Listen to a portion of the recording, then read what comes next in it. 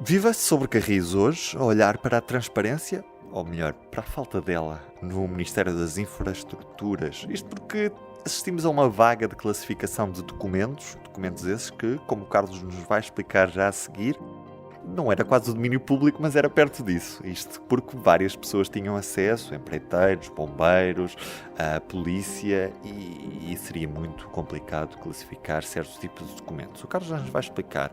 Connosco também Diogo Ferreira Nunes, como sempre, um habitué. Carlos Cipriano, eu sou o Ruben Martins, sejam bem-vindos ao Sobre Carris. E, Carlos, o que é que afinal o Ministro das Infraestruturas andou a fazer com documentos que, pertencendo à Infraestruturas de Portugal, resolveu classificar assim quase sem mais nem menos? Sim, quase sem mais nem menos. Tudo isto começa com um despacho no dia 21 de abril, em que o Ministro das Infraestruturas resolve classificar como confidenciais, portanto, como segredos de Estado, 105 documentos da IP, alguns, curiosamente, também do IMT, que passam a ser considerados confidenciais, o que tem consequências muito importantes, porque, sendo do conhecimento, eu diria, de centenas, se não de milhares de pessoas, essas pessoas ficam sem a possibilidade de aceder aos documentos e incorrem, inclusivamente, num crime por estarem na posse de documentos que são confidenciais. Porquê é que o Ministro fez isto? Bom, a narrativa oficial foi a de que a própria IP pediu à tutela para classificar documentos que consideram sensíveis. Mas estamos a falar de documentos perfeitamente corriqueiros, que eram do conhecimento dos operadores ferroviários, basicamente em vários níveis de categorias profissionais, de empreiteiros, de subempreiteiros, os documentos relacionados com a segurança que tinham a ver com a proteção civil, que são do conhecimento da proteção civil, de autarquias, de bombeiros, de concessionários das estações. Portanto, se não são centenas, são alguns milhares de pessoas que tinham acesso àqueles documentos. Acresce dizer que, em 50 anos de democracia, nunca documentos deste tipo, que são instruções técnicas, são documentos técnicos extremamente complexos, alguns deles, e muito desinteressantes até, tinham sido classificados como sensíveis e passaram, digamos, ao topo máximo de categoria, classificados imediatamente como secretos. O que é que nós temos aqui? Esta classificação acontece pouco tempo depois de o público ter pedido o acesso ao processo que levaria à renovação da autorização de segurança da IP. Recordando, a IP, em 31 de agosto do ano passado, deixou caducar a sua autorização de segurança. A sua autorização de segurança é o documento obrigatório para todos os gestores de infraestruturas ferroviárias para poder operar. E, portanto, a partir de 31 de agosto, a IP, não tendo esse documento, estava a incorrer, digamos, numa ilegalidade. Não quer dizer que passasse a ser inseguro a partir desse dia andar de comboio, mas não tinha autorização de segurança. Isso trazia problemas, nomeadamente até com as companhias de seguros, no caso de haver algum acidente, e, portanto, houve ali um certo pânico e, por decisão governamental, a Autoridade Nacional de Segurança Ferroviária, que está no âmbito do IMT, decidiu renovar quase automaticamente, pedindo alguns documentos, é certo, a autorização de segurança da IP, não pelos 5 anos a que teria direito e que é habitual, mas assim apenas por 8 meses, ou seja, uma autorização provisória. Bom, estando esses 8 meses a aproximar-se do fim, o público pediu o acesso à documentação desse processo de autorização de segurança para saber como é que estavam as coisas. E é então poucos dias depois que o ministro João Galamba decide classificar como segredos de Estado esse conjunto de documentos. Estes são os factos. Bom, o que é que aconteceu a seguir? Acontece que 2 meses depois, em 14 de junho de 2023, o ministro diz que, num novo despacho, resolve desclassificar 101 desses 105 documentos, que passam apenas à classificação de reservados, e ficam apenas 4 como confidenciais. E diz que, enfim, foi depois de uma melhor análise que resolveram desclassificar. Não se percebe, digamos, este amadorismo, digamos, por parte de um Ministro da República que do nada resolve classificar tantos documentos para logo a seguir desclassificá-los. Até porque, e esta é a parte curiosa desta novela, é a própria IP que, numa carta enviada à tutela, pede ao Ministério que, por favor, desclassifiquem os documentos, porque era ingerível, era ingovernável para a empresa ter que implementar medidas de restrição de acesso aos seus funcionários, aos seus fornecedores, aos operadores, para o acesso a estes documentos. E, portanto, o Ministro então acede e então passam apenas à posição de reservado, classificação de reservado, o que na prática, e segundo a lei dos acessos aos documentos administrativos, acaba por não ter efeitos práticos, portanto passa à posição inicial. Carlos, quais é que foram esses documentos que João Galamba resolveu manter confidenciais? Bom, esses 4 documentos sobreviventes, 2 deles não se consegue identificar, chama-se Proposta do Conselho de Administração Executivo 29/22, Direção de Segurança IP, e outro com idêntico, que não se sabe o que é. Depois há um terceiro documento que diz evidência da aprovação do Conselho de Administração ao PME, Sistema Geral de Segurança, e divulgação do problema 17, portanto, está identificado um problema designado problema 17 na IP, que é um segredo de Estado. Portanto, está identificado, não se sabe o que é confidencial. E depois, esta para mim foi a maior surpresa, é considerado também confidencial a proposta do plano de ação da IP para responder às recomendações do SPIAF à investigação ao acidente ferroviário de Soure em 31 de julho de 2020. Portanto, aquilo que é o plano de ação da IP para responder às recomendações do Gabinete de Investigação de Acidentes Ferroviários,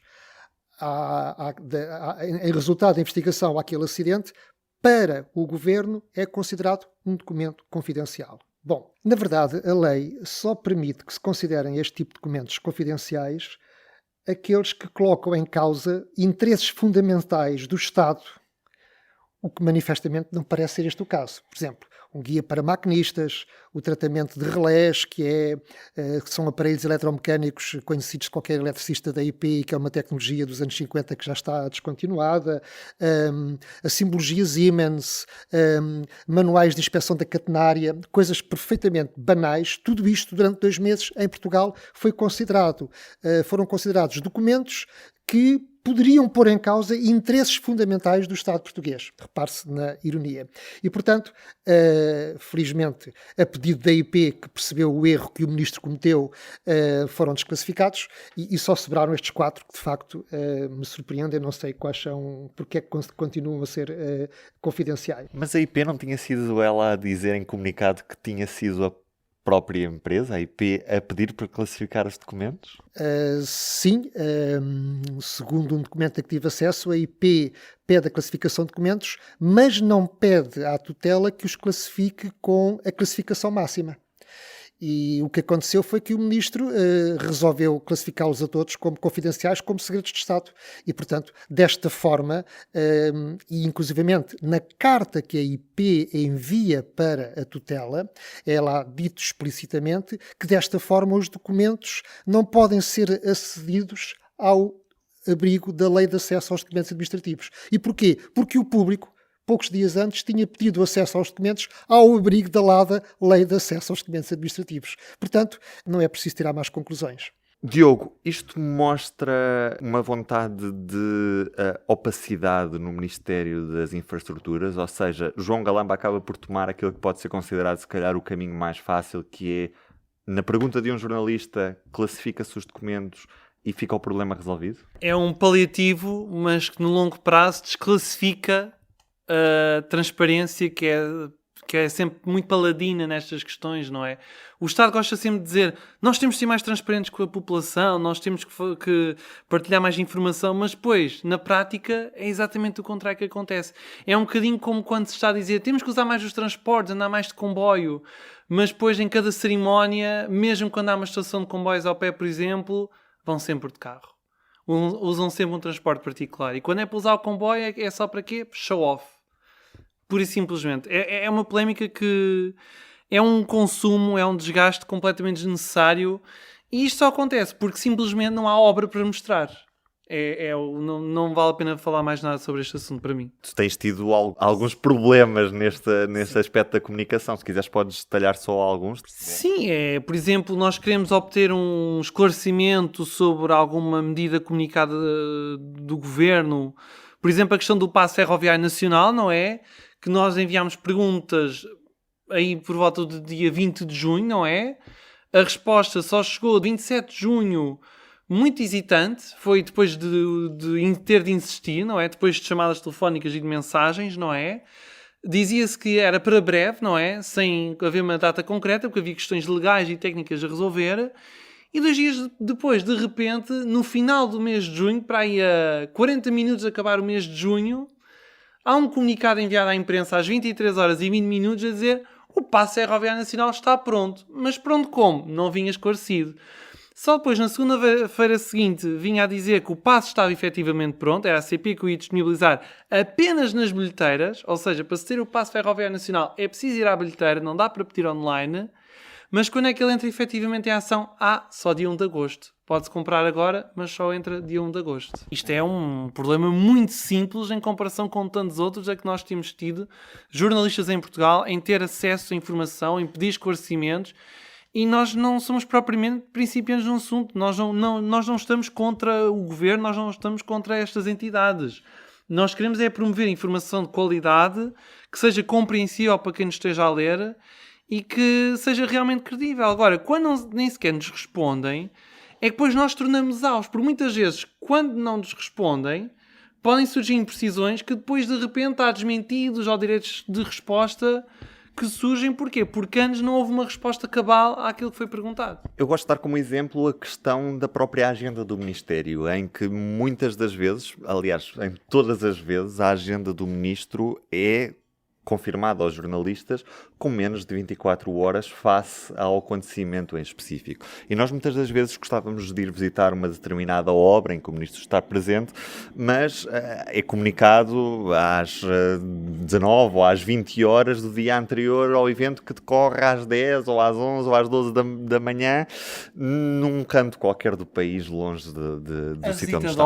A visita a obras ferroviárias, que nós já falámos aqui creio que no episódio passado, ou há 2 episódios, a Beira Alta, por exemplo, houve uma questão da visita à Beira Alta e a comunicação foi feita com menos de 24 horas de antecedência.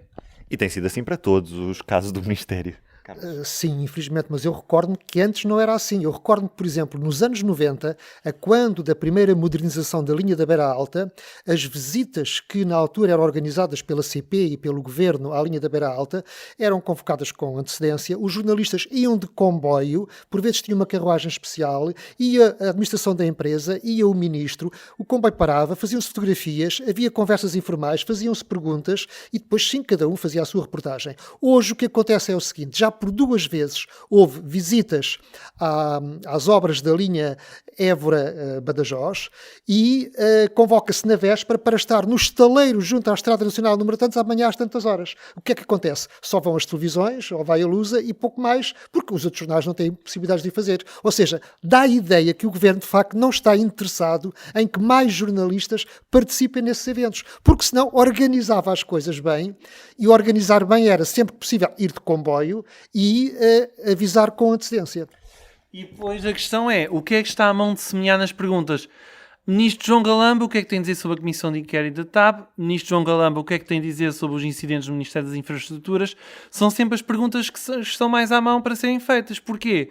Porque não há a possibilidade de fazer perguntas especializadas. Porque, como é óbvio, o Ministro não vai responder e, como é óbvio, acaba logo ali a sessão de perguntas e respostas e fica-se com os esclarecimentos que são necessários noutras matérias. E, nesse caso, aquilo que era o objetivo da visita, que era a visita a uma obra ferroviária e explicar como é que aquilo funciona e como é que está a acontecer, acaba por não ter impacto nenhum. E a propósito de tudo isto, nós fizemos 9 perguntas em maio deste ano a 3 entidades: a CP, o Operador Ferroviário Nacional, a IP, que gera infraestrutura, e a AMT, a Autoridade da Mobilidade e dos Transportes, que é responsável pela regulação do setor dos transportes.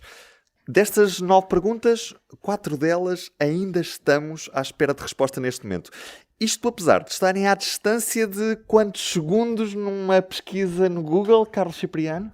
Por exemplo, uma das perguntas que nós fizemos, uma que eu fiz à CP, que foi a seguinte: para a peça a publicar no público sobre o impacto da guerra e da inflação no setor energético, gostaria de saber em quanto aumentaram na CP, de 2021 para 2022, os custos em combustível e energia elétrica. Esta foi a pergunta que eu enviei à CP no dia 23 de maio e que demorou 6 dias e 13 horas a responder. No entanto, Repare-se, a resposta é simples. Vai-se aqui ao site da CP, a comunicação social, na parte institucional, e há aqui um comunicado de 19 de abril de 2023 sobre os lucros da empresa, onde é dito que houve um aumento expressivo dos custos com energia para a tração dos comboios. Estes gastos aumentaram mais de 28,5 milhões de euros em apenas um ano. Portanto, agora aqui em questão de 5 a 10 segundos, obtive uma resposta que a CP demorou 6 dias a responder. Esse comunicado, por acaso, tem outra informação que também foi perguntada, neste caso, dia 23 de maio, às 11h17 à CP, que foi: qual o índice de pontualidade e de regularidade dos comboios da CP em 2022? Ora, esse mesmo comunicado responde em 10 segundos também, se nem tanto, a essas duas questões. Índice de regularidade de 97,5%, índice de pontualidade de 99,5%. E já te responderam ou ainda não? Não, ainda estou à espera. Ora, nós estamos a gravar isto a 7 de julho, e ainda estamos à espera, não sei. Também há muita gente que ainda está à espera do comboio em algumas estações para esta hora, portanto não deve andar muito longe. Carlos, vamos a mais um exemplo. Por exemplo, perguntei à AMT o parecer sobre o estudo realizado pela IP, a pedido da AMT, na sequência do pedido de teste de equilíbrio económico da Berreiro, quando a Berreiro se tornou operador ferroviário. Trata-se do parecer 6/2023, está online, basta clicar, aqui está o documento completo. Portanto, aquilo que eu pedi já está online. Ora, a AMT, desde 24 de maio, nunca me respondeu. Porque isso se vê também a eficácia e o interesse na comunicação desta entidade. Há mais exemplos. Por exemplo, a IP, perguntei em 22 de maio, qual seria o impacto aproximado na linha do Algarve após a eletrificação do aumento de receitas da IP e do número de passageiros. Esta resposta está no documento Ferrovia 2020 e a IP não respondeu. Mas trata-se de uma informação que é pública e facilmente consultável. Já que falas no Ferrovia 2020, também mandei uma questão, mas no caso, dia 24 de maio, perguntei assim: quanto é que a IP espera investir até ao final da década na sinalização da rede ferroviária e na instalação do sistema ERTMS/ETCS e GSM-R? Fiz esta pergunta dia 24 de maio e ainda insisti dia 29 de maio. Não foi respondida, mas no tal documento Ferrovia 2020 de fevereiro de 2016 está lá explicadinho. Ora, em poucos segundos, o que é que diz aqui? Ora, vamos lá baixar. 270 milhões de euros. Demoramos, uns 30 segundos a encontrar, porque o programa Ferrovia 2020 continua público. Ainda não foi classificado já agora.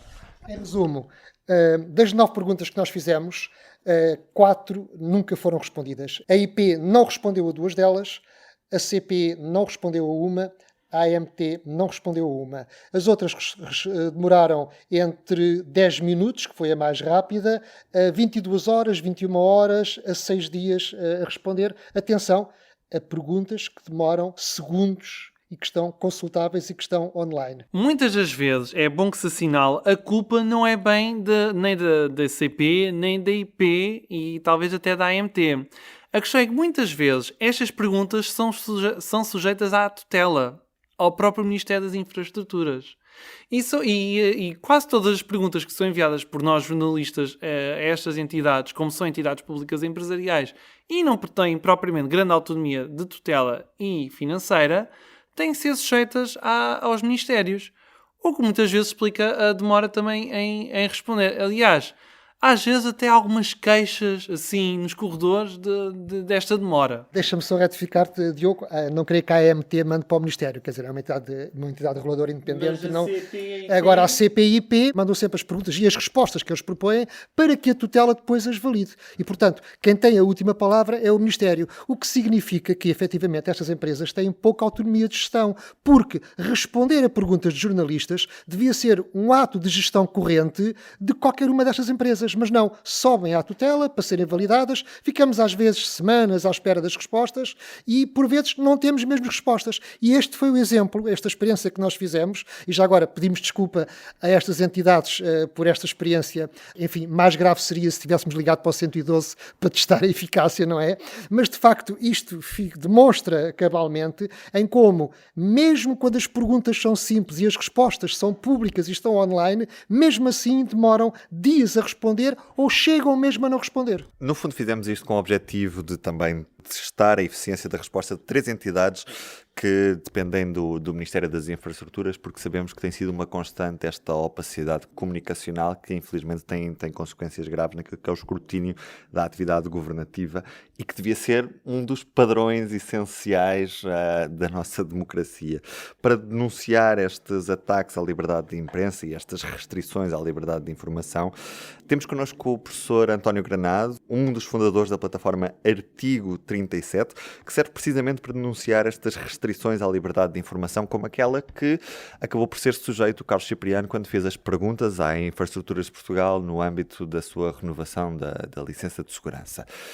António Granado, bem-vindo ao Sobre Carris. Isto que aconteceu com o ministro João Galamba classificar documentos depois das perguntas do Carlos Cipriano deve despertar alguns alarmes naquilo que toca ao mais basilar direito do acesso e da liberdade de informação? Eu acho que a classificação de documentos depois do pedido de um jornalista não está de maneira nenhuma correto. Um insuspeito constitucionalista do PS, que é o professor Vitalino Canas, diz ao Carlos Cipriano que podemos estar mesmo perante algo que se chama desvio de poder.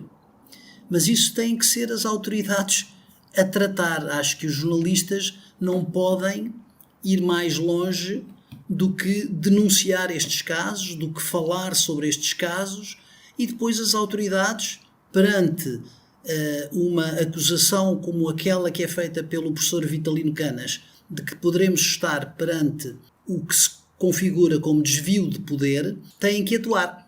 Se não atuaram, não posso dizer mais nada. Parece-me evidente que a opacidade no acesso aos documentos públicos é um enorme problema em Portugal, é um enorme problema que se está a agravar. Nós, na plataforma Artigo 37, temos vindo a registar muitos destes casos e estes casos, infelizmente, estão a agravar-se. Há alguma coisa que explique o porquê dessa tendência de agravamento no que toca às sucessivas restrições desta liberdade de informar? Ou seja, quando há um ministro que classifica documentos, quando há estas opacidades naquilo que são as respostas normais a jornalistas, o que é que explica que estes casos sejam cada vez mais frequentes? Um dos problemas principais que o país tem, todos nós sabemos, é a justiça.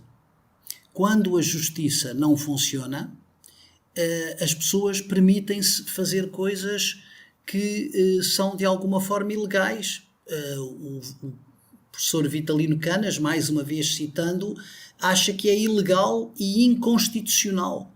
E, portanto, se alguém comete um ato ilegal e inconstitucional, os tribunais têm que atuar. A Procuradoria-Geral da República tem que atuar. Como ninguém atua, o que é que se passa? Estas entidades continuam a fazer a mesma coisa. Parece-me que estamos a viver uma época em que as pessoas que assumiram determinados cargos públicos convencem-se, eu digo isto muitas vezes, convencem-se que são ministros e convencem-se que, sendo ministros, têm poder para fazer o que lhes apetecer. O que acontece é que essas pessoas, todas elas, não são ministros. Estão ministros num determinado período das suas vidas. E quando eu, na vez de atuar como estando ministro, atuo como sendo ministro, acho que tenho o poder absoluto. Ninguém me vai verificar nada, ninguém vai controlar o que é que eu fiz e, portanto, não respondo a jornalistas. Uma das coisas que tem vindo a acontecer nos últimos anos é pura e simplesmente a não resposta à Comissão de Acesso aos Documentos da Administração. A Comissão de Acesso aos Documentos da Administração pede uma informação e as entidades públicas não respondem ao jornalista e nem sequer se dão ao trabalho de responder à Comissão de Acesso aos Documentos da Administração. Já agora, todos os casos que no ano passado foram analisados pela Comissão de Acesso aos Documentos da Administração, foi dada razão aos jornalistas. O que é que isto quer dizer? Quer dizer que a Comissão está tendenciosamente a ajudar os jornalistas? Não. A Comissão é uma comissão oficial, nomeada pelo Parlamento, todos os partidos políticos nomeiam pessoas para lá, várias entidades, etc. É uma comissão independente que, em todos os casos, repito, deu razão aos jornalistas. O que é que isto significa? Significa que as autoridades não estão a utilizar a lei, recusam porque lhes apetece e depois a Comissão de Acesso dá razão aos jornalistas. Porque se eu tivesse a utilizar a lei, é possível eu recusar alguns documentos, mas eu tenho que consubstanciar, que tenho que justificar essa minha recusa. A verdade é que nem sequer se dão ao trabalho de justificar e, portanto, perderam todos os casos que apareceram na Comissão de Acesso aos Documentos da Administração. E isto é extremamente grave.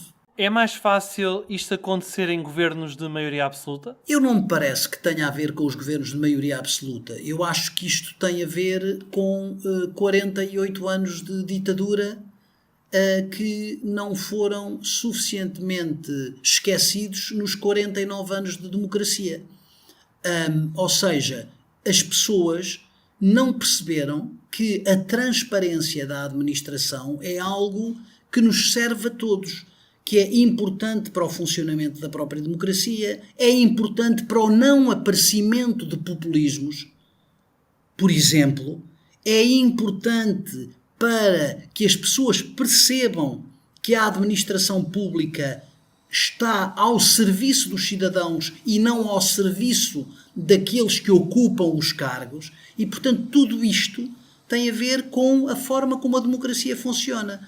O artigo 8º, sobre esta última conversa que estávamos a ter agora, o artigo 8º do Estatuto do Jornalista, que o nosso camarada José António Cerejo tem lutado para que seja efetivamente regulamentado, diz que as autoridades públicas têm obrigação de responder aos jornalistas. Obrigação de responder aos jornalistas. E, portanto, cada vez que não respondem, estão a desrespeitar a lei. Eu não estou a falar de empresas privadas. As empresas privadas fazem o que lhes apetece. Ok? Mas as entidades públicas, diz a lei, que são obrigadas a responder aos jornalistas e que os jornalistas não têm que justificar porque é que necessitam de uma determinada informação. E isto é extremamente importante. Diz assim, o interesse dos jornalistas no acesso às fontes de informação é sempre considerado legítimo. E depois diz, o direito de acesso à informação é assegurado aos jornalistas pelos órgãos da administração central e pelas empresas de capitais total ou maioritariamente públicos, pelas empresas controladas pelo Estado, etc, etc, etc. Portanto, há uma obrigação de resposta das entidades públicas. Isso é absolutamente claro e isso não está a ser devidamente tomado em atenção por aqueles que ocupam os cargos públicos. Para que as pessoas fiquem a saber o que é a plataforma Artigo 37 e porque é que se chama Artigo 37. O artigo 37 nasceu da necessidade de deixar registadas as restrições à liberdade de informação. E elas são muitas.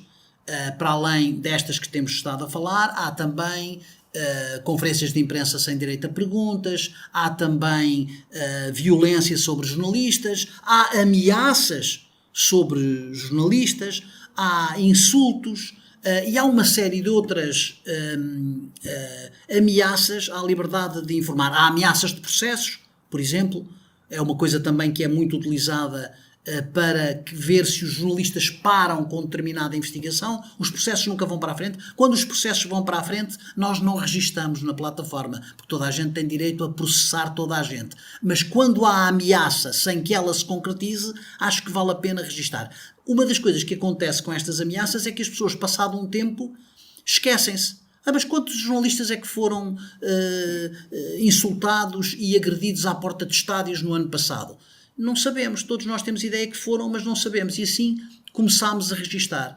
A plataforma também é nós sentimos esta necessidade de cumprir o artigo 3º do Código Deontológico, que diz que o jornalista deve lutar contra as restrições no acesso às fontes de informação e as tentativas de limitar a liberdade de expressão e o direito de informar. E depois o artigo termina a dizer o seguinte: é obrigação do jornalista divulgar as ofensas a estes direitos. Portanto, o nosso objetivo é cumprir na íntegra o artigo 3º, divulgar as ofensas aos direitos de informação. E o artigo 37 é o artigo da Constituição que tem a ver com esta liberdade de informação. António Granado, obrigado por teres aceitado este convite para estares connosco hoje no Sobre Carris. Carlos Cipriano, Diogo Ferreira Nunes, eu sou o Ruben Martins. Até ao próximo episódio. Um grande abraço. Um abraço. O público fica no ouvido.